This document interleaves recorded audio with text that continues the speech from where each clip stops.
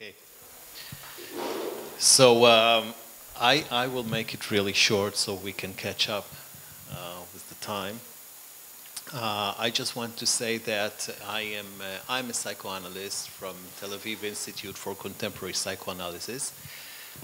It took me a lot of years to begin my psychoanalytic training because I was very ambivalent toward the psychoanalytic establishment and psychoanalysts in general. Because I didn't like that they are consumed by one jargon, by one mindset, by one theory, and it seemed that we're fascinated by their own theory, but they took little interest in other theories and other disciplines. So it took me time to get into it, but I did at last. And then I started to question why they are so fascinated about the theories, why they're not interested in other theories, why they're not interested in scientific research. And instead of criticizing them, and I think that is something that characterized my way of thinking, I said to myself, go and find out. They're not, you're not a better therapist than they are. They must have good reasons for doing so. They also love their patients and want to help their patients. Why are they like that? And so that's what's the project that I went through with the enchanted and disenchanted analysts, and I wrote a book about that, actually finding their inner logic for being who they are, and not, and I really find some really good reasons for them to think as they do. And it's not that I'm defending these line of thought, but that's this entire project was giving reasons to these things that we tend to criticize. And one of the things that I love psychoanalysis is I feel that there are some things that happen with humans and with patients that no other theory can explain in an elegant way. And they usually are irrational things that it's very hard to understand. I'll give you one short example, and then I'll read this short lecture that I've prepared. For example, the negative therapeutic reaction. Yes? A patient comes to you and he starts to improve.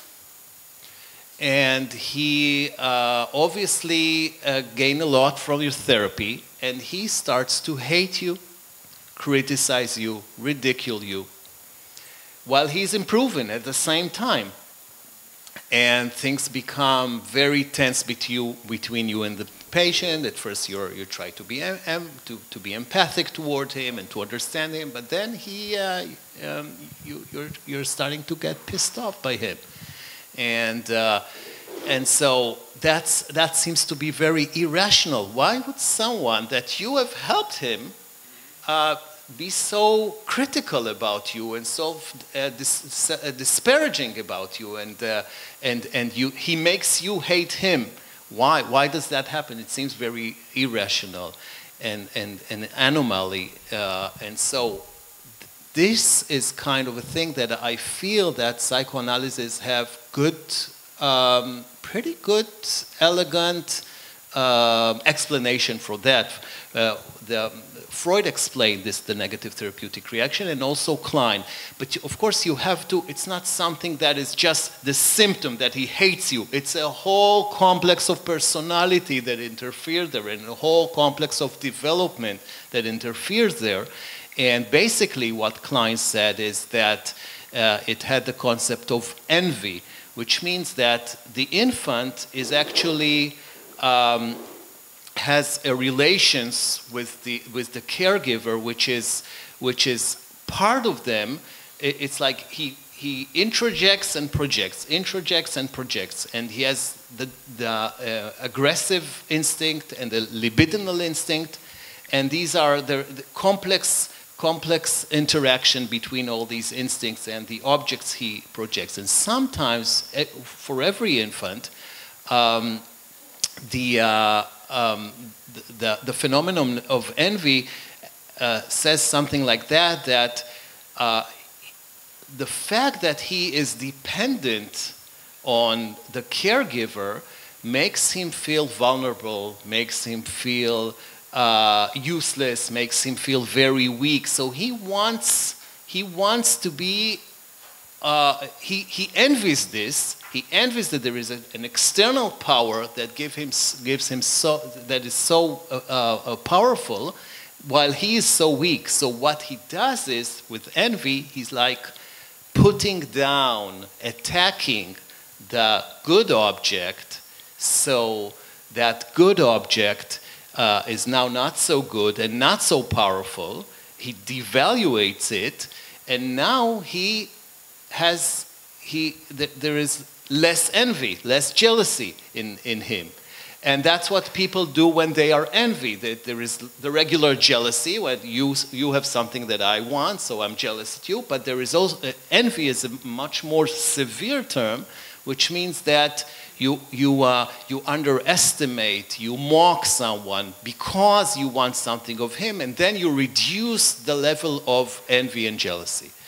Now, these kind of things, and if you see Klein, which has many things to say about infants, she's not learned with the medicine people who works with infants, not with nurseries, not in Tipat Chalav. They don't know anything about her because it's not clinically useful.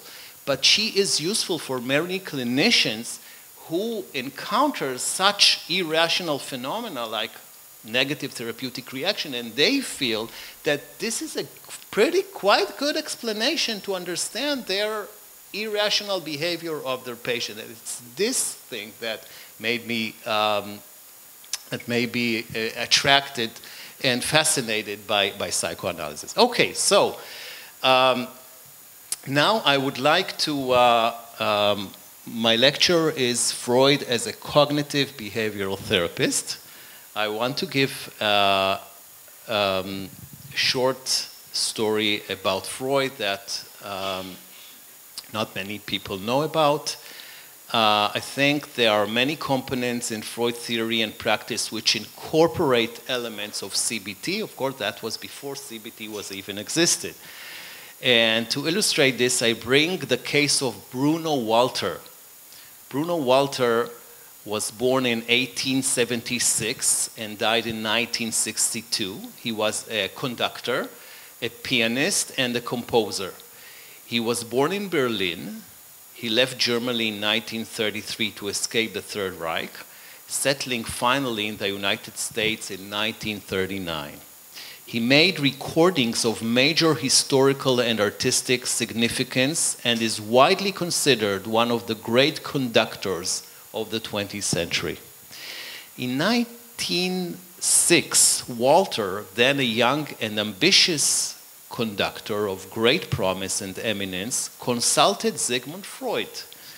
Just when Walter had begun to enjoy the comforts of marriage and the economic security of a pleasant bourgeois existence, he was stricken with a neurotic illness. In Theme and Variations, an autobiography, Walter describes his encounter with Freud as follows. This is a quote. "I was attacked by an arm ailment.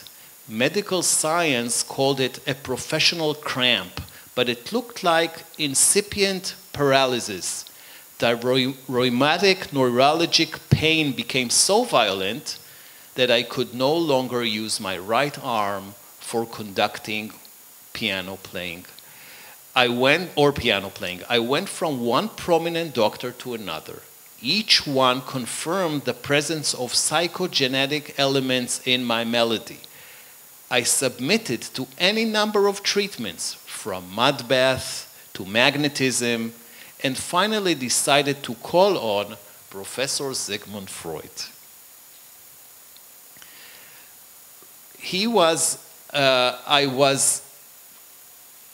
I was resigned to submit to months of soul searching The consultation took a course I had not foreseen.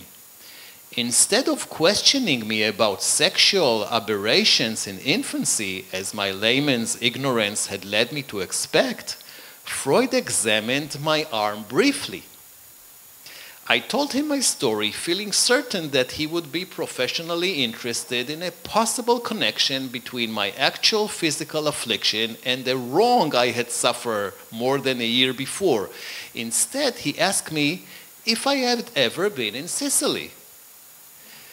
When I replied that I had not, he said that it was very beautiful and interesting, and more Greek than Greece itself. In short, I was to leave that very evening, forget all about my arm and the opera, and do nothing for a few weeks but use my eyes. I did as I was told. Mindful of Freud's instructions, I endeavored not to think of my affliction. In this, I was aided by the powerful and exciting effect of my first meeting with Hellenism, which burst upon my eye and soul from every side. In the end, my soul and mind were greatly benefited by the additional knowledge I had gained Hellenism, but not my arm. When I got back to Vienna, I poured out my troubles to Freud. His advice was to conduct. But I can't move my arm. Try it at any rate. And what if I should have to stop? You won't have to stop. Can I take upon myself the responsibility of possibly upsetting a performance? And he said, I'll take the responsibility. And so I did a little conducting with my right arm, then with my left, and occasionally with my head. There were times when I forgot my arm over the music. I noticed at my next session with Freud that he attached particular importance to my forgetting. I tried once more to conduct, but with the same discouraging result. I endeavored to adapt my conducting technique to the weakness of my arm without impairing the musical effect. So by dint of much effort and confidence, by learning and forgetting, I finally succeeded in finding my way back to my profession. Only then did I become aware that in my thoughts, I had already abandoned it during the preceding weeks, end of thought, end of quote. So we can see that Freud offered here, Bruno, of course, I think behavioral activation, though it was yet to be formulated as a method. And I'm skipping here just to, Freud did not publish this case. We know about it from Bruno Walter's memory. But the case of little Hans, too, which Freud, as we know, did publish, showed he adopted cognitive methods and that he considered them part of the psychoanalytic method. Freud had stated that through exposure to phobic objects or situations, one achieves, and I quote, a considerable moderation of the phobia. One can hardly ever master a phobia, he says, if one waits till the patient lets the analysis influence him to give it up. One succeeds only when one can induce them through the influence of the analysis to go about alone and to struggle with their anxiety while they make the attempt.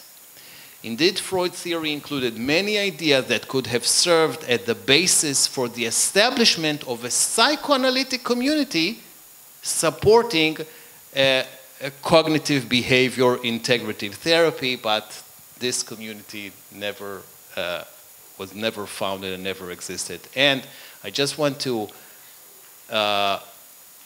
end with a great sentence that Javel, he wrote about the affinity between the CBT and Freud. In fact, Javel went so far as to claim that, I quote, classical psychoanalysis seems to be a divergent or descending movement from Freud, and CBT seems to be a continuation.